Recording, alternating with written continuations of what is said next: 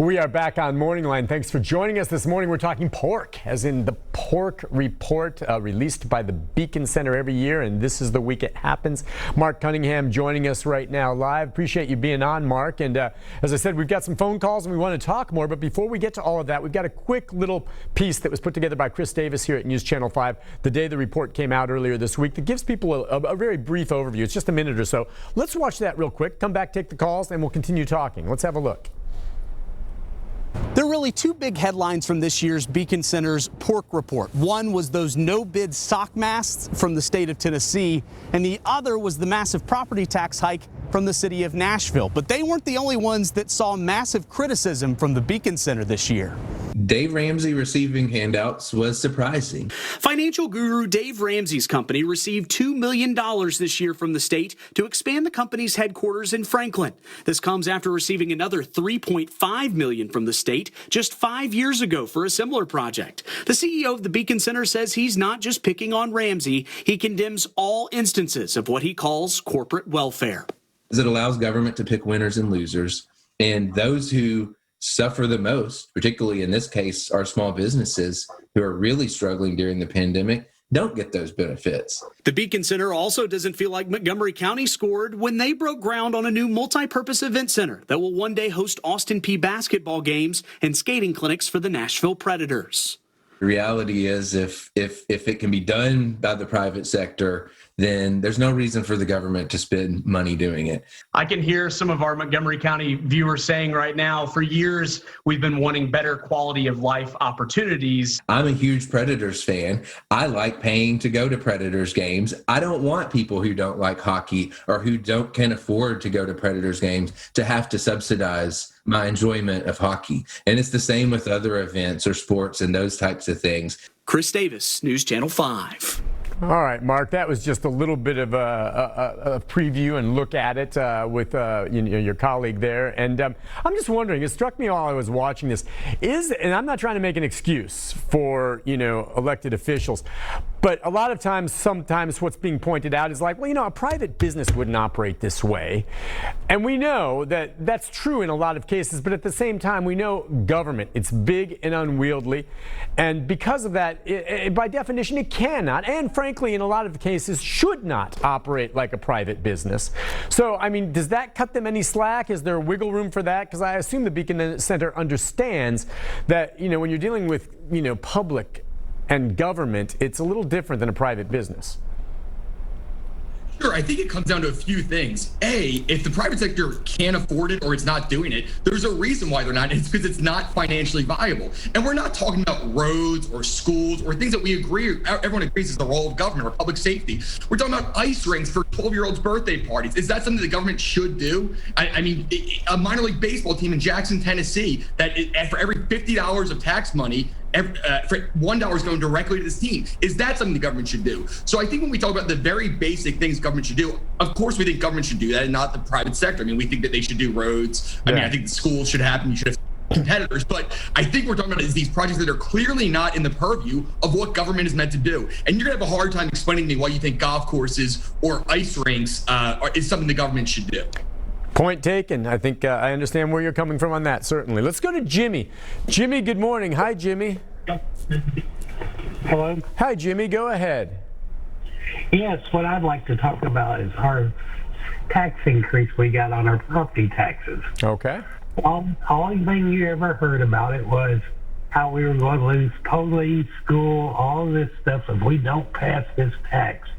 And so our mayor gets this passed, but I didn't hear the first word from the first news person, first councilman, or anything else going, maybe we should stop giving these corporate handouts, which is what you're talking about. Look at who stands to make money off of our tax increase. Developers. They're going to come in, people aren't working, so they can't really afford a 35% increase. They're going to end up losing their property. They're going to end up losing their jobs. And developers are going to come in and snag up all the property. And our mayor is a developer. That's what he does for a living. But you didn't hear the first word about, no, we shouldn't be giving developers and stuff money like we're doing. I mean, council's so bought off by developers when they wipe their butt, they got to have a councilman move out of the way.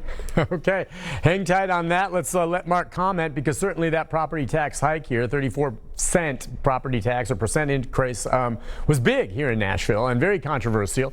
Ultimately went through. There may still be some type of challenge down the road, but your thoughts on that? I mean, what he said is exactly right. Now, we're against both. We're against a 34% property tax increase. But he's right that a lot of the reason we have to do that is because of all the money we have given to corporations. And not only that, but things that the government clearly shouldn't be doing. I mean, Carl Dean, one of the nicest men you could ever meet, but he bought an amphitheater with our money because things were good. We put all this money into the Predators, into the Titans, and that's money that adds up. And then when we have to say, whatever, 10 years down the line, like, we need a property tax increase because we own an amphitheater. I mean, that's really hard, I think, for people to stomach. Now, of course, the council and Mayor Cooper didn't make any sacrifices themselves in this budget, which was our biggest issue with the tax increase. Not just they raised taxes, but that the government themselves didn't make sacrifices, while at the same time shutting down businesses and forcing people to make their own choices that their family made. But I completely agree that it's a combination. It's not just a property tax increase. It's what led us to have to do a property tax increase. And it's not COVID, like they said. This has been an issue for 10 years. So it's part of it has been all the corporate handouts given. Yeah, exactly right. And I would say to Jimmy that our I-Team's Ben Hall did several stories on the incentives and the issues on this and why that's a problem. And so, yeah, we did, actually, the media, at least we did, Jimmy, cover that. Did it make a big difference? I don't know. And you're absolutely right, Mark. I mean, what this current mayor, you know, and he can take a beating for this from some about this increase, he inherited a lot of this crap. I mean, there were problems And so the big question, obviously, moving forward, which is for another show, is do we stop operating that way and, you know, try to be better stewards along as we spend taxpayer dollars? Let's go to Joe next. Joe, good morning. Hi, Joe.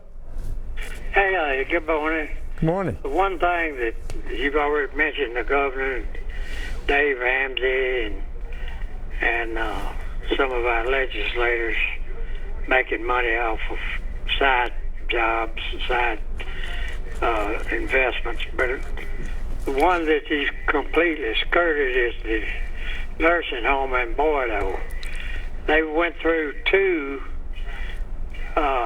contract people to run that place, and then they decided that they were stealing so much money that they were just going to shut it down. So I had to move all the people that couldn't afford to go to a nursing home and pay for it. They built a new facility for it even now, and there it was sitting empty.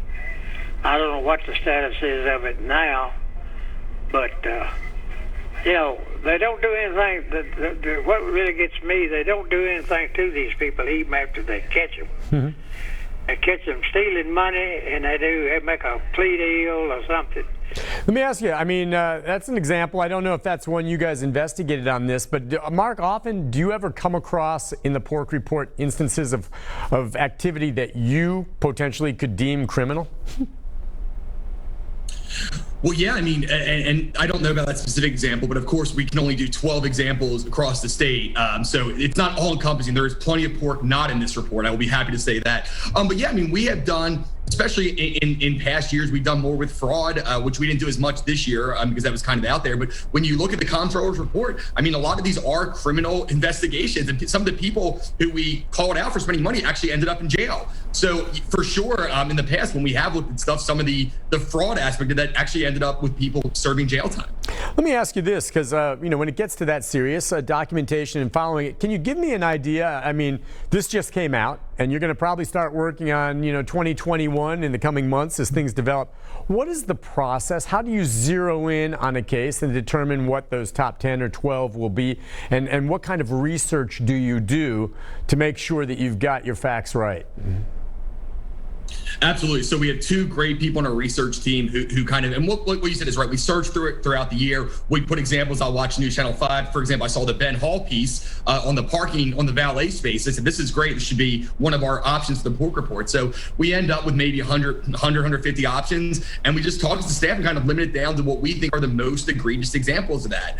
And then after the report comes out, because a lot of times we write it in September, we make sure that we have our fact checkers as of last week go over and make sure that nothing has changed before we release it. So obviously we never want to make sure we're releasing incorrect information. But believe me, we fact check this. I mean, our name is all that we have here. So whether you disagree or agree with us, we at least need to be giving you the correct facts. So we make sure that we check that. And then by the time it comes out, we feel very confident about everything in there. And because of kind of a staff-wide vote of what we think were kind of in this case, the 12 most important examples with our 12 days of Christmas theme. Yeah. Do you get a sense that most of those who will be targeted know it's coming? I don't know whether or not your research includes contacting them to say, look, we're finding this. Is this really right? You know, I mean, do they know it's coming in? Do you reach out to them ahead of time saying, look, we're looking at this as one of our pork report things. Is there something we're missing here? We do not reach out to them beforehand, and part of that is because we don't want to have kind of other people influencing what we put in there and what we don't put in there. We know that our facts are, they might disagree with it being pork, but we are 100% sure when we put something on there that our facts are completely correct. So you might say, oh, you shouldn't be in there because there's this extenuating circumstances, but it doesn't change anything that we do. And so I think for the most part, people do not know. I mean, I think that Mayor Cooper probably expected to be in here with the tax increase, but I think for the most part, some of these people do not know. And then when they get asked by the media, they have to explain themselves. Gotcha. All right, let's go next to Ann. Ann, good morning. Hi, Ann. Good morning. This isn't a plug to Amazon by any means, but I was notified by my councilman yesterday that they will be funding a $2.5 million grant to assist the difference in our property taxes in 7 zip codes here in Nashville, which is a great help to at least 7 zip codes here in Davidson County. But my question for you is, we're all aware of the sock mask that even our governor won't wear, but do you have any idea how much our tax dollars have been spent flying our governor back and forth to Washington to assist a president who has already lost an election, who as recently as 2 days ago was going to Washington back and forth, because he has spent as much time in Washington in the last year as he has here in Tennessee. So how much of our tax dollars have been spent flying him back and forth? I don't know if you looked at that, but a lot of money. Governors do travel, and I think every governor could be questioned on some of the darn trips they take.